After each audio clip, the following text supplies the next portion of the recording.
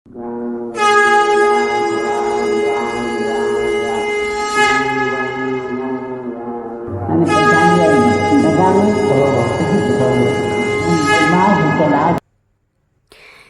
हो मेरे प्रिय? अगर तुम इस संदेश को सुन पा रहे हो तो यह किसी आशीर्वाद से कम नहीं है और ना ही इस संदेश का मिलना कोई संयोग है। ये स्वयं प्रभु श्री राम की मर्जी है कि यह संदेश तुम तक पहुँचे और बिना देर किए तुम इस संदेश को पूर्ण श्रद्धा के साथ सुनो। प्रभु तुम्हें इस संदेश के माध्यम से बताना चाहते हैं कि मनुष्य अपने कर्म, अपनी सोच और अपनी मानसिकता के द्वारा ही सुखद भाग्य का निर्माण करता है। मेरे प्रिय, परमात्मा कहते हैं कि तुम जैसा लगातार सोचते रहोगे वैसी ही चीजें जीवन में आकर्षित होंगी। जो भी तुम महसूस करोगे वही आकर्षित होगा। तुम्हारी सही सोच और सही कर्म तुम्हारे ऑरा की शक्ति को कई गुना बढ़ा देते हैं। हमेशा दूसरों में बुराइयां खोजना, गुस्सा करना और हारा हुआ महसूस करना, यह सब जीव में नकारात्मकता को आकर्षित करते हैं। तुम्हारी कृतज्ञता की भावना की ऊर्जा इतनी प्रभावी होती है जो सीधा ब्रह्मांड में पहुंचती है। इस शब्द की फ्रीक्वेंसी तब ज्यादा बढ़ जाती है जब इस शब्द को तुम अंतः मन की गहराइयों के साथ बोलते हो। तब इसका सीधा जुड़ाव परम पिता परमेश्वर से होता है। 90% लोग अपने हालातों से समझौता कर लेते हैं या दिन रात बस शिकायत करते हैं, बजाय इसके कि जो कुछ भी उनके पास है उसका शुक्रिया अदा करें। सच तो यह है कि हम सब एक बेहतर जीवन जीना चाहते हैं, मगर यह सपना बस कुछ ही लोगों का पूरा होता है। अक्सर एक सवाल पूछा जाता है कि क्या मैं सफल हो पाऊंगा? क्या हमारे सपने पूरे होंगे? या मेरी यह इच्छा और यह क्या पूरी होगी? तो इसका उत्तर है हाँ। जी हाँ, बिल्कुल। आपके सारे सपने पूरे होंगे, हर चीज मिलेगी।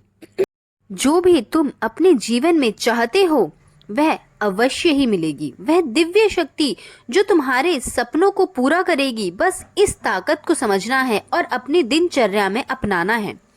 मेरे प्रिय, एक कथा सुनाता हूँ। यह कथा पुरानी जरूर है और कभी न कभी आपने सुनी ही होगी, पर कई बार कहानी की शिक्षा इतनी महत्वपूर्ण होती है कि उसे बार बार सुनना जरूरी हो जाता है ताकि हम सतर्क हो सके, बार बार अपने जीवन में झांक सके कि कहीं हम भी तो ऐसा नहीं कर रहे।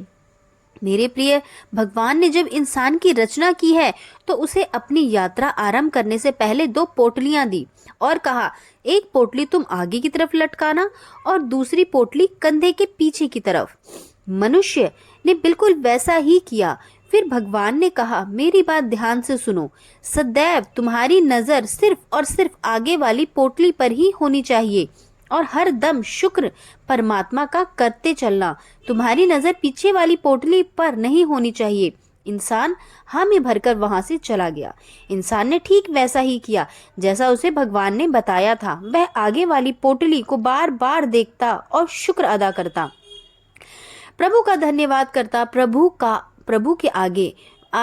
को आने वाली पोटली में उनकी कमियां थी और पीछे वाली पोटली में दुनिया की कमियां थी। वह जब भी आगे वाली पोटली को देखता तो उसे अपनी कमियां नजर आती और वह एक एक करके अपनी कमियां सुधार गया और उसकी तरक्की होने लगी। वह बहुत अच्छा इंसान बनता गया, बेहतर से बेहतर और खुशहाल होता गया। सुख, समृद्धि, मान सम्मान और धन दौलत सब कुछ बेहिसाब मिलता चला गया।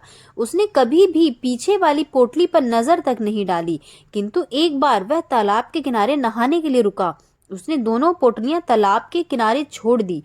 नहाकर जब वह बाहर आया तो उसे समझ ही नहीं आया कि कौन सी पोटली आगे वाली थी और कौन सी पीछे वाली, क्योंकि दिखने में दोनों बिल्कुल एक जैसी थी। अब गड़बड़ यह हुई कि उसने पीछे वाली पोटली आगे टांग ली और आगे वाली पीछे। अब उसे पूरी दुनिया में लगभग सभी के अंदर कमियां ही कमियां नजर आने लगी। यह ठीक नहीं, वह ठीक नहीं, यह नहीं, वह सही नहीं। यह देखो, चालाकी चल रही है। सब बच्चे निकम्मे हैं, पड़ोसी खराब हैं, सरकार बेकार है। जहां देखो वहां बस कमियां ही नजर आती। अब वह हर जगह हर किसी में कमियां ढूंढने लगा, सिवाय खुद के, क्योंकि उसे भगवान की वह बात याद ही थी कि नजर सिर्फ आगे वाली पोटली पर रखना है। अब बेचारे को बहुत बुरा परिणाम मिलने लगा। उसकी खुशियां पतन की तरफ बढ़ने लगी। नकारात्मकता ने उसे पूरी तरह से घेर लिया। हर इंसान उसे बुरा लगने लगा। उसकी दुनिया नर्क बनने लगी। अब उसे समझ ही नहीं आ रहा था कि आखिर यह सब क्यों और क्यों हो रहा है। वह वापस प्रभु के पास गया और अपनी सारी दुविधा सुनाई। प्रभु ने उसे समझाया कि जब तक तेरी नजर स्वयं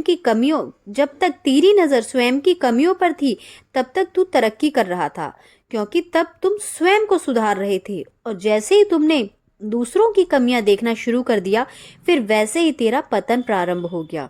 मेरे प्रिय, मनुष्य जीवन की यही हकीकत है।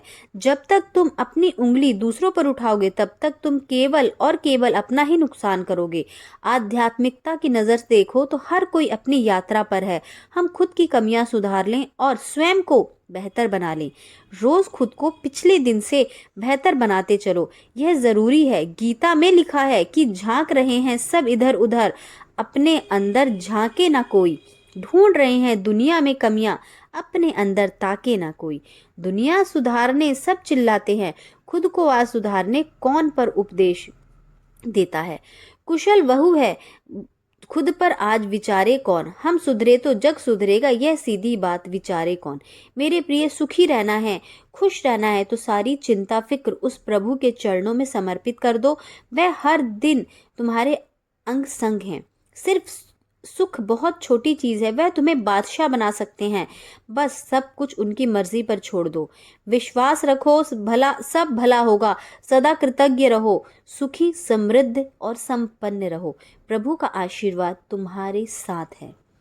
संदेश के समाप्त होने पर मन में श्री राम अवश्य बोले। मेरे प्रिय हनुमान को, मेरे प्रिय बाबा नीम करौली को यह नाम सुनना बहुत पसंद है।